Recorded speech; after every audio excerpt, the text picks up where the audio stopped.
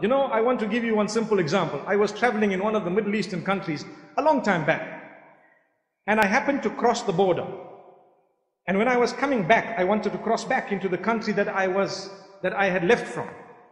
And it was the time of Jumu'ah, and they told me, you have a Zimbabwean passport, you actually need a visa to go in. And I told him, but hang on, I was here about 10 days back when I was crossing, and no one told me this.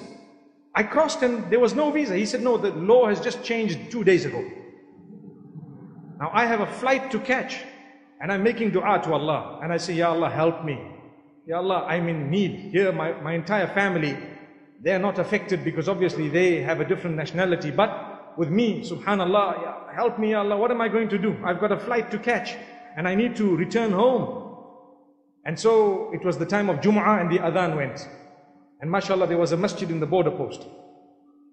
And so I went, making dua to Allah, and I sat down. And the Imam spoke about, now this is called the help of Allah. Not from me, nothing at all. The Imam was speaking about helping people in desperation. Helping people in need, and how Allah will assist you if you assist someone who's desperate, who's in need. And guess what? There was a man next to me who greeted me. And I greeted him back. And subhanallah, I greeted him, I acknowledged him and so on. And at the same time, in fact, I greeted him just before the talk had started. And then I greeted him immediately after the talk. And I nodded my head, smiled at him and so on, and we started our salah. We were standing in the saf, straightening, you know, the feet and the toes and whatever else.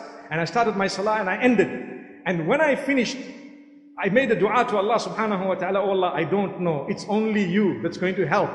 And so what happened is, I came out, I had hope in my heart, but I was also making a plan B, you know, to say, let's go back and we'll do this, we'll change tickets, perhaps leave from another city altogether. And as I went in, I told this brother who was behind the counter that, look, you know what?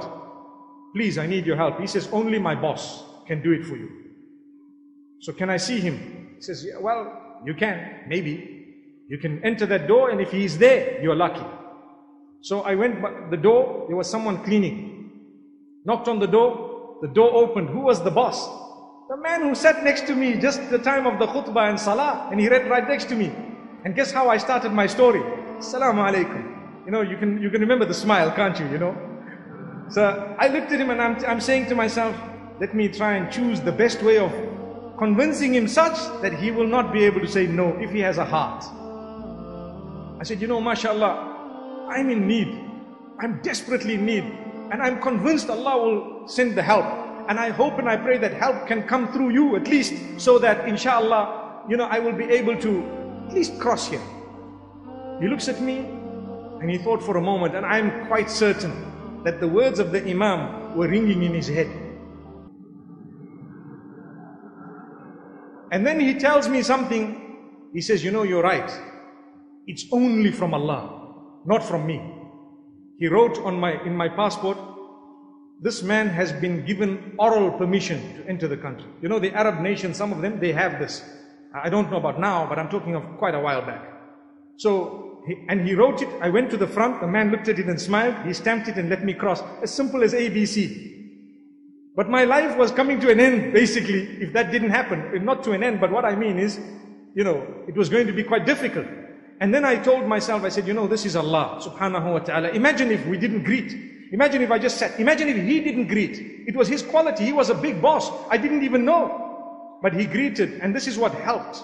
And I greeted back. And this is why, remember, sometimes we are arrogant. We don't want to. It's shaitan that overtakes us. We are human. We need to check it again. Make sure you remove it. Fight it. Fight it. Be humble. You know, I've seen people with mega wealth, and you'll never pick up that this man has wealth.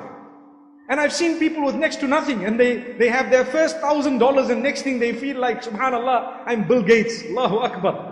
Bill Gates. I always used to wonder why Bill Gates is so wealthy. But then I realized that the dollar in America is called the bill. Have you thought of that? It's called the bill. So he's the one who has the key to the door. Allahu Akbar. That's perhaps him. But for us, Allah has the key. Allah has the key to the door. We don't need the green bills, mashallah. We need entry into Jannah. May Allah subhanahu wa ta'ala grant us goodness of the dunya as well as goodness of the akhirah.